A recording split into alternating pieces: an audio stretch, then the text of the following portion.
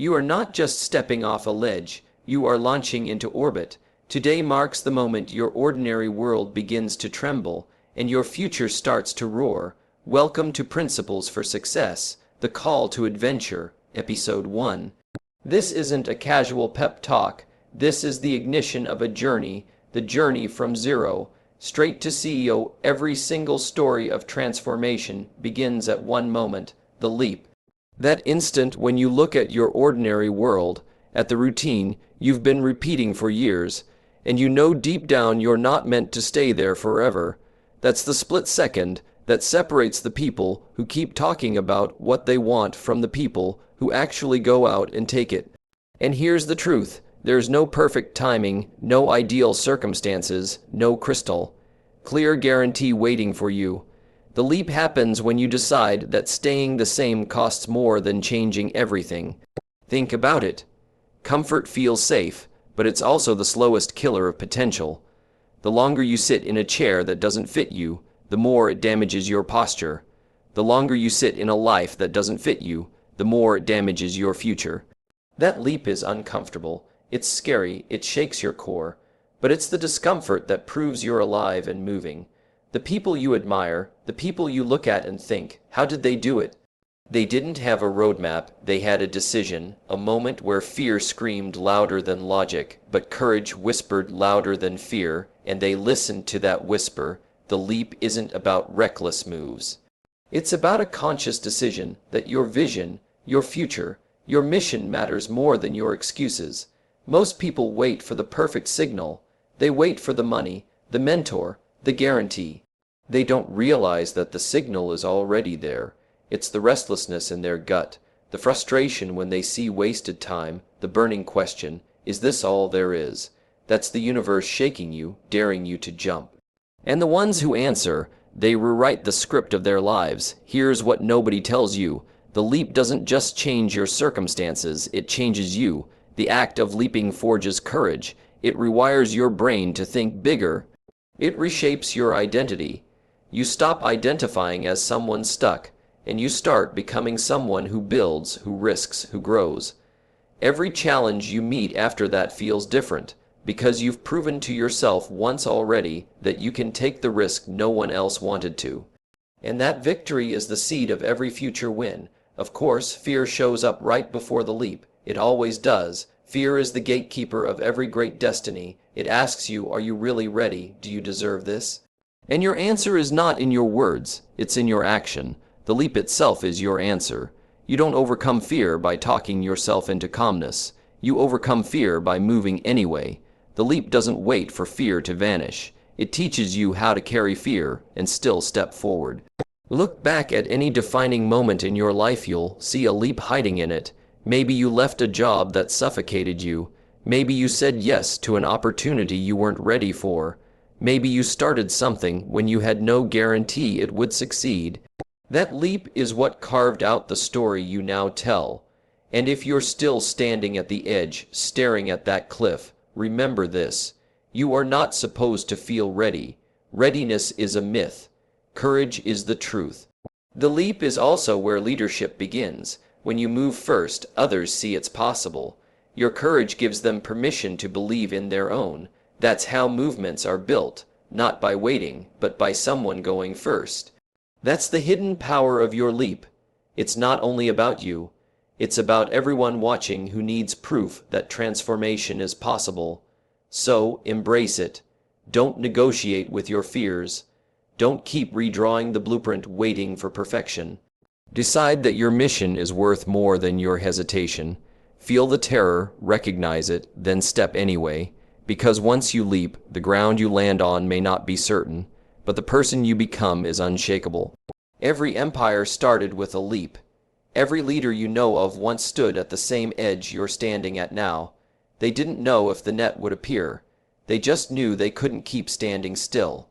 And neither can you. The leap is the moment that redefines your life forever. Step into it, own it, and never look back. That's how success begins. Every story of transformation begins with honesty about where you are right now. Before you can climb, before you can lead, before you can rewrite your future, you have to look straight at your ordinary world. The life you've built so far, the patterns you've accepted, the comfort zone you've convinced yourself is normal. This is the part most people skip, but it's the foundation of every great adventure. You can't rise until you admit what you're rising from. The ordinary world is where you wake up every day to the same routine, where you follow the same script written by someone else. You've got structure, predictability, maybe even a little security, but in the back of your mind, there's a gnawing voice whispering that this is not enough. You know it, because when the excitement fades, you're left with repetition. When the paycheck clears, you're left with emptiness. And when you silence the distractions, you're left with questions you can't avoid. Is this the life I was meant to live? Or is this just the life I settled for? The ordinary world feels safe, but it's deceptive. Safe is not the same as alive. Safe keeps you sitting in traffic at the same time every morning, staring out the same window, wishing for something different. Safe convinces you that routine equals stability, even when that routine is draining the fire out of you. It gives you the illusion of control while quietly stealing your potential. And the scariest part is, most people never break free. They convince themselves that ordinary is good enough, but deep down, you know good enough is the enemy of greatness. Defining your ordinary world isn't about shame, it's about clarity. It's about drawing a sharp line between where you are and where you want to go. Because until you see the walls of your comfort zone, you'll never push through them. It's like standing in a dimly lit room. You get used to the shadows. You start to believe that's all there is. But the moment you recognize it's just one room, one chapter, one beginning, that's when you realize there's an entire world of light waiting outside. Think about your own ordinary world. Maybe it's the job you took because it was practical, not because it was purposeful. Maybe it's the circle of friends who are comfortable talking about dreams but never chasing them. Maybe it's the lifestyle you've built around survival instead of growth. Whatever it looks like, be brutally honest about it. Because honesty is the spark. When you admit you're in the ordinary, you also admit you're capable of extraordinary. There's power in painting this picture clearly. The routine, the limits, the habits, they all serve as your starting point. And when the leap comes, when you decide to step out, this clarity will fuel you. You won't just be chasing some vague idea of success. You'll be running from a world you refuse to stay in. That fire, that refusal, that defiance, that's what gives you the strength to keep moving when the road gets hard. Most people think success is about chasing dreams, but it's also about rejecting the nightmare of mediocrity. It's about refusing to sleepwalk through life. Your ordinary world is proof that you've been surviving, but now you have to ask yourself, are you ready to live? When you define your ordinary world, you're not just describing your current life. You're declaring war against stagnation. You're saying, this is where I began, but it's not where I'll stay. And that mindset shifts everything. Suddenly, obstacles look like invitations. Doubt looks like a test. Fear looks like a gatekeeper you're about to break through.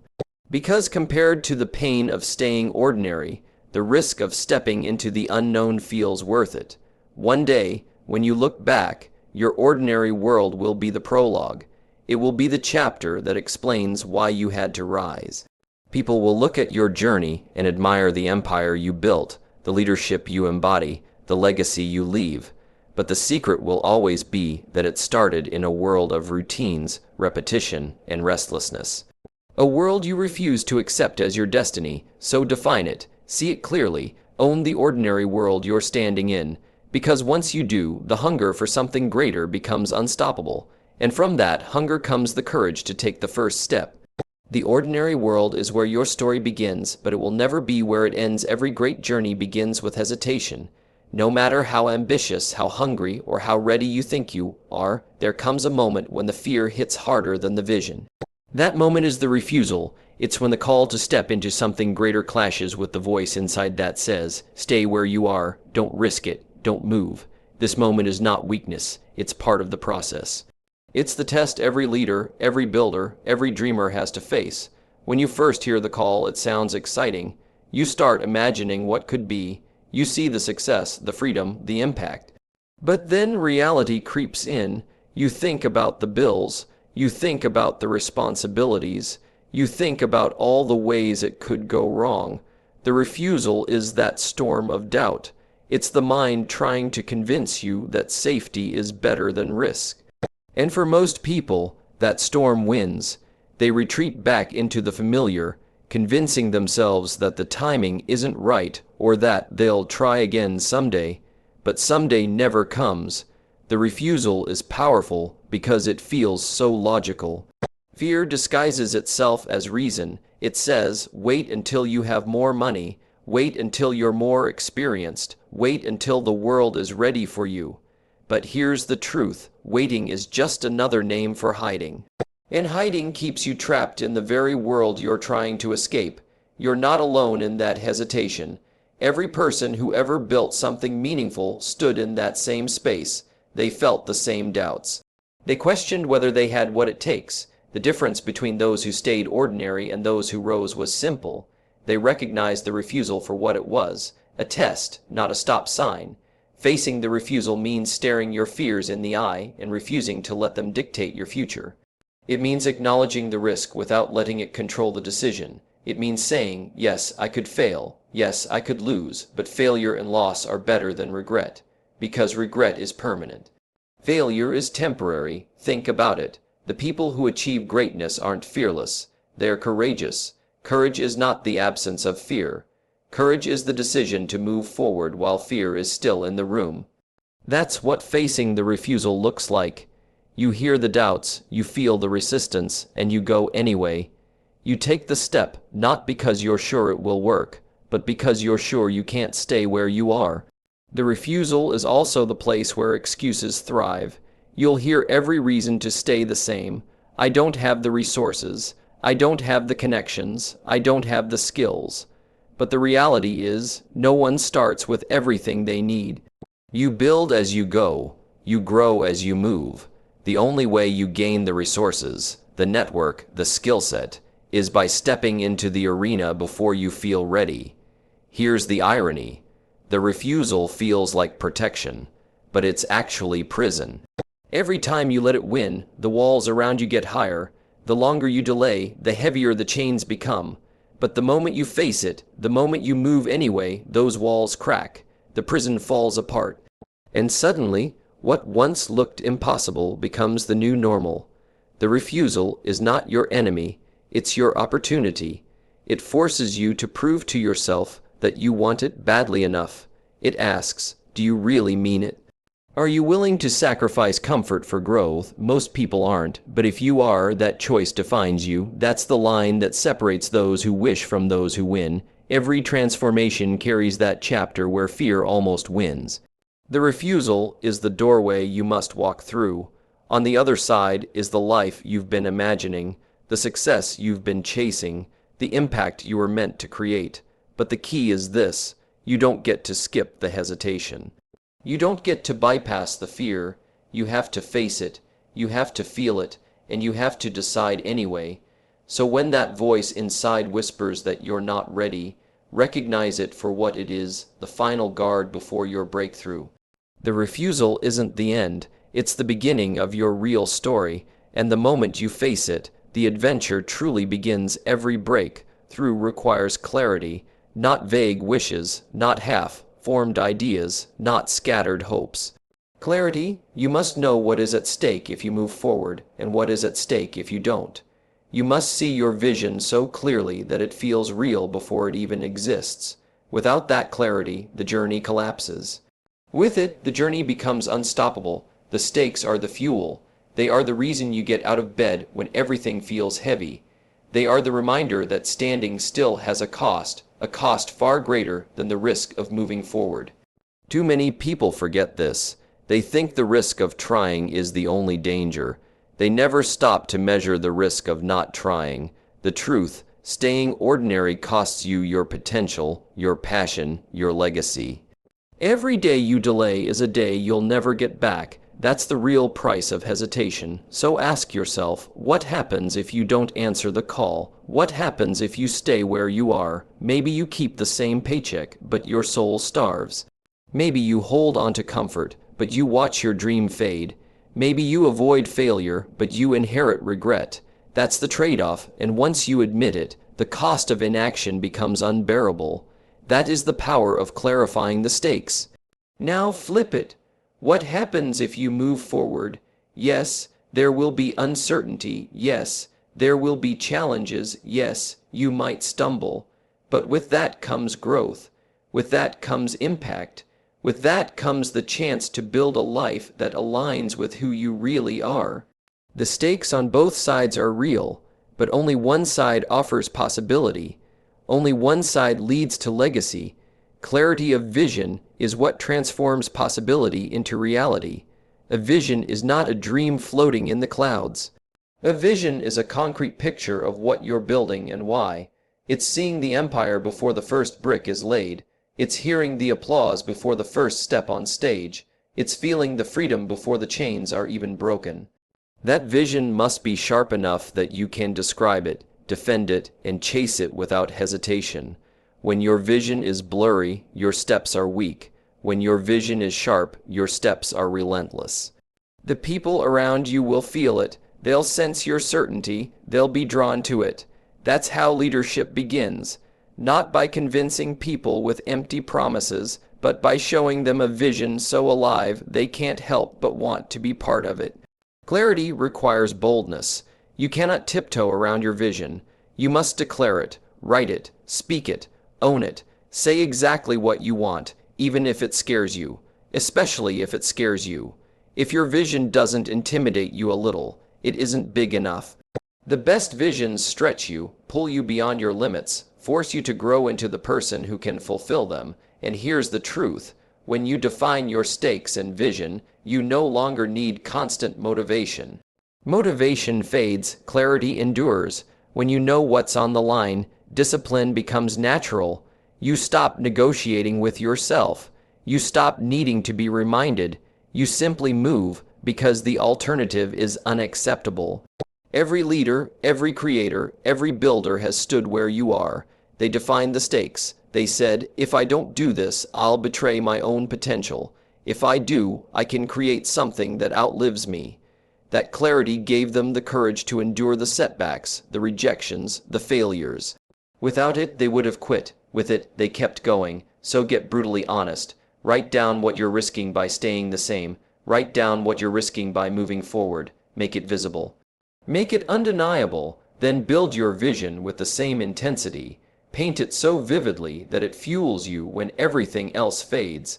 This is the turning point. Once you clarify the stakes and the vision, the path is no longer optional. It's necessary because you know what you're running from and you know what you're running toward. And once you know both, nothing can stop you. Leadership doesn't begin with a title. It doesn't begin with a corner office, a fancy logo, or a team of hundreds. Leadership begins with a decision, the decision to act when others hesitate, the decision to move when others wait, the decision to carry the weight of vision and transform it into reality. Action is the ignition switch, the spark that turns an idea into a movement. Without action, leadership is just theory. With action, it becomes power. The world doesn't follow words, it follows proof. You can speak about dreams all day, but until you take a step, no one listens. People are not inspired by what you say you'll do. They are inspired by watching you do it. The moment you take action, even the smallest one, you create momentum, and momentum is magnetic. It pulls people toward you. It draws in talent, energy, and belief. That is how leadership is born, not from speeches, but from footsteps. Action has a multiplier effect. One bold move from you can ignite a fire in someone else. You take the risk, and suddenly others believe they can too. You take the first step, and suddenly the path looks less impossible to those watching. Every leader in history became a leader because they dared to go first. They accepted the uncertainty, they carried the fear, they walked into the unknown, and because they did, others followed. But action is not just about movement. It's about consistency. One bold step means little if it's followed by hesitation. Real leadership is proving through your actions that you won't stop. It's showing up again and again, even when it's hard, even when no one is watching, even when progress feels invisible. That consistency builds trust. People may admire your talent, but they follow your discipline. They follow your resilience. They follow your ability to keep moving when they would have quit. Leadership through action also means owning responsibility. When you act, you set the tone. You show your team, your peers, your community what standard is acceptable. If you move with urgency, they learn urgency. If you cut corners, they learn to cut corners. If you show up with fire, they feel the heat. Your actions become the culture, and culture is what builds or breaks everything.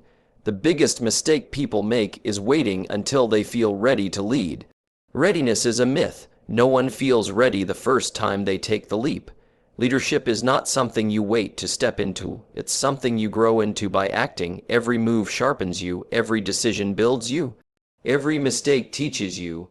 And the more you act, the more confident you become. Confidence is not a starting point. It is a byproduct of action. This is why the boldest leaders never wait for permission. They don't wait for the perfect conditions. They don't wait for everyone to agree. They know waiting is wasted time, and wasted time is wasted life. They act, and through action, they create the conditions that others were waiting for. They set the pace. They become the example. And here's the truth. People are desperate for examples. They are desperate to see someone take initiative, someone step forward, someone prove that courage is still alive. That someone is you. The moment you act with conviction, you show others what's possible. And when they see it, they can't unsee it. You give them permission to believe in their own strength. That ripple effect is how movements start. That ripple effect is how leaders multiply. Action is the bridge between vision and reality. Without it, the dream dies in your head. With it, the dream comes alive in the world. And once it's alive, it spreads. One person becomes 10, 10 become 100, 100 become thousands.